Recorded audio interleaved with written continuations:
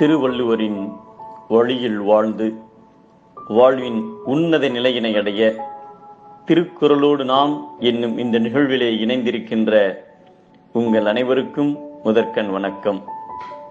குறள் எண் 284, அதிகாரம் கல்லாமை. சிங்கபுரி நகரத்து சீயங்கன் என்கின்ற மன்னர் ஒரு நாள் மாறுவேடம் பூண்டு இரவில் நகரை சுற்றி வந்தார். அப்போது அவர் எதிரிலே ஒருவன் வந்தான். இரவில் வருபவன் திருடன் என எண்ணி அவன் அருகில் சென்றார். வேடத்தில் இருந்த மன்னரை பார்த்து, நான் திருடன் அல்ல, திருடுவது என் தொழிலும் அல்ல, ஒரு அரசனுடைய பாதுகாப்பு முறை, அங்கே இருப்பவர்கள் எப்படிப்பட்டவர்கள் என தெரிந்து கொள்ள வந்துள்ளேன் என கூறினார். மன்னருக்கு ஒரே ஆச்சரியம். அதற்கு என்ன செய்ய போகிறாய் என்று கேட்டார். எனக்கு பின்னால் வாருங்கள் என்று சொல்லி மன்னரின் அரண்மனைக்குள்ளேயே திருட்டுத்தனமாக நுழைந்தான். மன்னரும் திருடனை போன்றே உள்ளே நுழைந்தார். அங்கே இருந்த பணப்பெட்டகத்தை திறந்தான். அதிலே ஒரு மரகதம், ஒரு மாணிக்கம், ஒரு வைரம் இருந்தது. அவன் ஒரு மாணிக்கத்தை எடுத்துக்கொண்டு மன்னரிடம் ஒரு மரகதத்தை கொடுத்தான். பிறகு இருவரும் யாருக்கும் தெரியாமல் வெளியே வந்து விட்டனர்.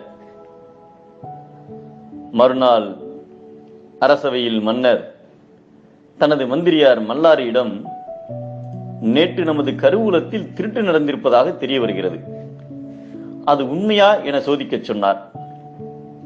அமைச்சர் தனியாக சென்று பெட்டகத்தை திறந்து பார்க்க அதில் வைரம் மட்டும் இருப்பதை பார்த்தார். இரவில் வந்த திருடர்கள் அந்த வைரத்தை பார்க்கவில்லை போலும் என நினைத்தார். விலை உயர்ந்த வைரத்தின் மீது அவருக்கு ஆசை வந்தது.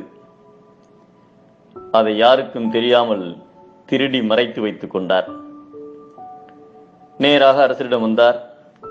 மன்னா, 3 ரத்தினங்களும் களவு போய்விட்டது, காவலரை ஏவி ஆராய வேண்டும் என்றார். மன்னர் மனம் குதித்தார். தன்னோடு இரவில் வந்தவனை அழைத்து அவனிடமிருந்த மாணிக்கத்தை வைக்க சொன்னார். பிறகு தன்னிடமிருந்த மரகதத்தை வைத்தார். இரவு நிகழ்ந்ததையெல்லாம் சொன்னார். இதையெல்லாம் அறிந்ததும் அமைச்சர் வீரோடு செத்தவனாய் உள்ளம் கலங்கி நின்றார். பதவியை இழந்து பழிபட்டு ஓடினார் அந்த மல்லாரி. உள்ளத்தில் கள்ளம் புகுந்தால் மனிதன் வாழ்வில் நீங்காத துன்பத்தை பெறுவான் என்பதை களவின்கண் கன்றிய காதல் விளைவின்கண் வீயா விழுமம் தரும் என்கிறார் நம் திருவள்ளுவர்.